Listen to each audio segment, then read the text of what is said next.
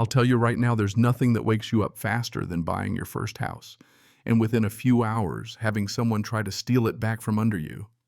Day one, I roll up to my mountain cabin sun, barely down hope in my chest, and there she is, the so-called president of the HOA, calling the sheriff on me for stepping onto my own porch.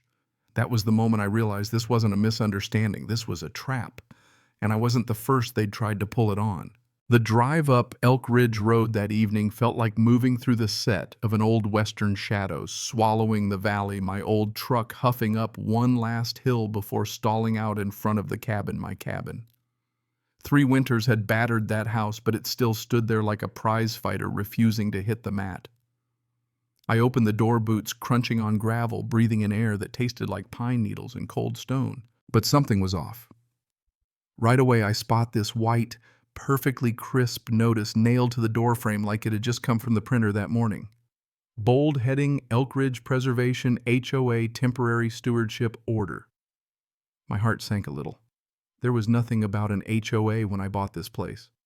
Deed was clean. I tore the notice down, reading every word twice. According to this so-called order, my house was under HOA supervision until I met some undefined preservation standard. It sounded official and completely bogus. Then came the voice from behind, smooth-clipped, practiced. "You must be Cole Harrington." I turn and see a woman, late 50s, blonde, slate-gray coat, buttoned to the chin, smiling like she practiced in the mirror every morning. "I'm Marcia Delroy, president of the HOA." She acted like the house was still hers. I tried to keep my voice even. "There's no HOA in the paperwork." She just waved it off. "Not officially, we're a heritage group. We keep places like this from falling into ruin." She looked at me, all honeyed patience. "You can't move in yet. Preservation law requires a stewardship review on homes abandoned for more than 30 months. She threw that legalese at me like it was holy scripture, but every word just made me feel like I was the one trespassing. I stepped closer, told her flat out she had no authority. Her eyes got cold. "This house is still mine legally speaking, not for ownership, for stewardship. Until review, no one occupies." I stared at her, waiting for the punchline. There wasn't one.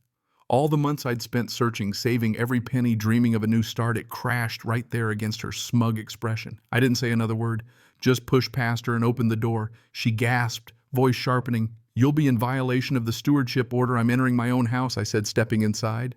She whipped out her phone and called the sheriff right in front of me. The inside of the house smelled like dust and old pine. I barely took a step before I heard her say, "Yes, Sheriff Dalton." "Unauthorized entry at the Ridgeview cabin.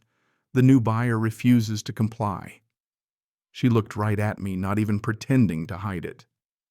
"They'll be here in 20 minutes, she said, almost gentle. I just shook my head. "That's not how property law works." "That's how our law works," she said. Sheriff Dalton showed up, big man, voice tired, used to breaking up neighbor disputes. I shoved the deed at him. "Bought it legally, Sheriff. Keys, documents, all of it." Marcia swooped in, all business. "He's trespassing under our stewardship order." I tried to cut her off.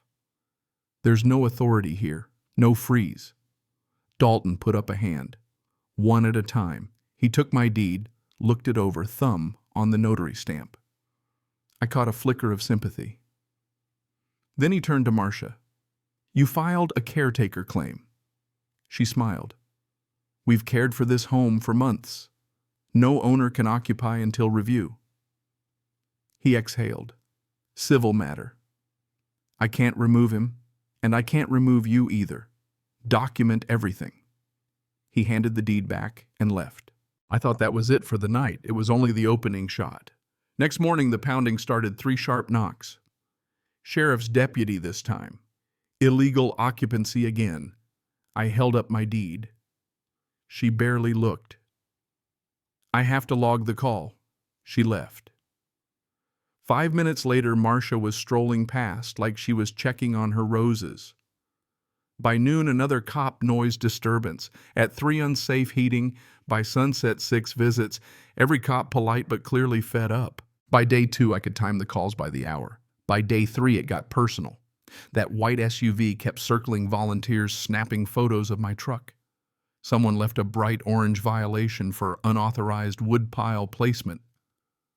Every time I stepped outside, there were whispers, cameras, Marcia watching from her window. She didn't even need to say it. You won't last. On the fourth morning, I saw someone leaning against my fence. Tessa Crane, rancher, tough as the land, met her once at the general store. She nodded at the HOA patrols. You're not the first. Supposed to make me feel better, I grumbled. Supposed to make you pay attention, she said. 3 families before you, same playbook. HOA drops the hammer, daily complaints violations until they break. House gets sold cheap, guess who buys? She nodded at the SUV. Marcia, or someone she works with. Tessa lowered her voice. She treats these houses like inventory. I told her Marcia claimed legal authority. Tessa snorted. She lies like she breathes, and Ray stuck in the middle. Without proof, his hands are tied. I looked at my growing pile of violation slips. Tessa nodded. She wants you tired, angry, desperate. Desperate people sell. Then she left taillights disappearing around the bend. Inside, I spread out every violation, 16 already. And then at the bottom of one, I caught a line I hadn't seen before, filed pursuant to caretaker application 14D. I jumped on my laptop, searched the county records. There it was, a filing by Marcia 5 days before my closing. Temporary stewardship of abandoned mountain property. She filed before I even bought the place. This wasn't an accident. She'd planned it. I wasn't the first. I probably wouldn't be the last. The next week turned into a battle of paperwork. HOA volunteers marched up daily, snapping photos, taping new violations, hazardous wood storage, unsafe occupancy, even lights on during daylight hours. Each new deputy looked more embarrassed than the last. By day's end, I had a table full of orange and yellow slips, every one a tool to grind me down. But I wasn't ready to fold. Not after everything I'd invested, not after learning the scheme. I started filming them right back, names, badge numbers, every ridiculous claim. When Tessa dropped by again, I showed her what I'd found. Marcia and some property consultant named Carver had engineered these reviews on 4 other mountain homes. Each time forced sale, Carver's investment company bought the house cheap. Tessa just shook her head. You're not fighting an HOA Cole. You're fighting a business. The truth of it hit me like a cold slap. If they wanted a war of documents, they'd get one. I started following every lead, tracking violation numbers, digging into county filings.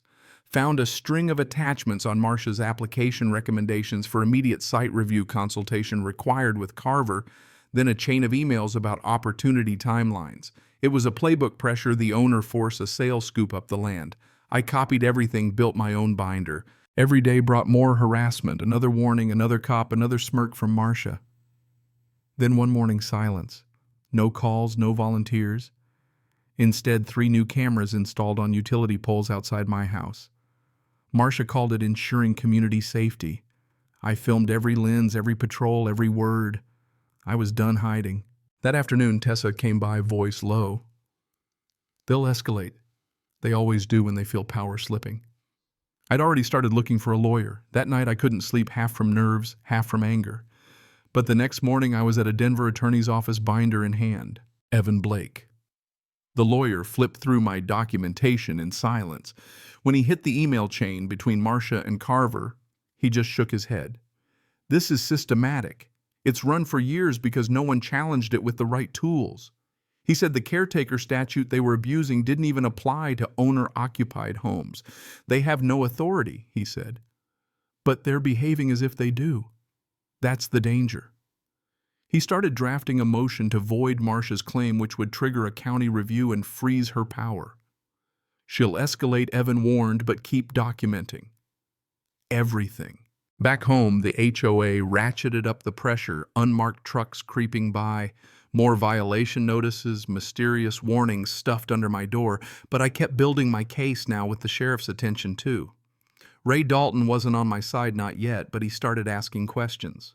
When I told him what I'd found, Carver's pattern, the pre-filed claims, the forced sales, he listened. The day Evan filed the motion was the day everything changed. The county clerk put Marcia's claim on hold.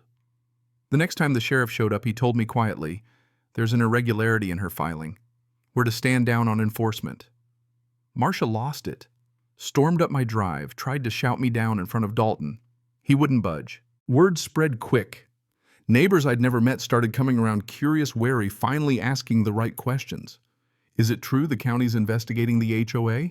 What if she's done this before? That night, Tessa texted Town Hall 6 p.m. She's going after you. I went binder under my arm, sat in the back. Marcia entered, head held high, ready to perform. She tried to paint me as the villain, outsider, rule-breaker, liar. But Tessa stood up calm and clear and laid out the truth. He's not the first. He's just the first who fought back. The room erupted, stories spilled out about families, pushed out houses, snapped up for half price. Marcia tried to shout them down. Sheriff Dalton walked in, county envelope in hand, and read it out loud. Caretaker claim over the Harrington property revoked pending investigation. Further monitoring prohibited. Marcia's world collapsed in front of everyone. She tried to fight it, blame me, blame the town. But folks saw her for what she was, a predator in the name of preservation. Neil Carver slipped out the back knowing his game was up. The next days brought closure. Dalton delivered the permanent revocation order. The state started an audit of the HOA and Carver's finances. Residents apologized for believing Marcia, for siding with fear. Tessa told me, "You changed things up here. Maybe." I just refused to be broken. The mountain felt lighter after that. No more patrol cars, no more warnings, just neighbors dropping by, shaking my hand, sharing their own stories. Evan called with news. Carver's accounts frozen, Marcia barred from any HOA activity statewide. Some things might never be made fully right. But justice, slow and stubborn, had finally found its way up the ridge. A month later, I hung my deed on the living room wall, planted a few aspens out front, sat on my porch and just breathed. The fight was over. Home wasn't just a place, it was something you defend. Not for the land, but for the principle no one gets to take what's yours through fear and loopholes, not without a fight. So let me ask, where do you draw the line between standing your ground and becoming the very thing you're fighting against? How far would you go for justice? And when does it become revenge? I'd love to hear where you stand. If you've ever held your ground against people who thought they were untouchable, drop a justice in the comments or share your story. Let's make sure these kinds of games don't work anymore.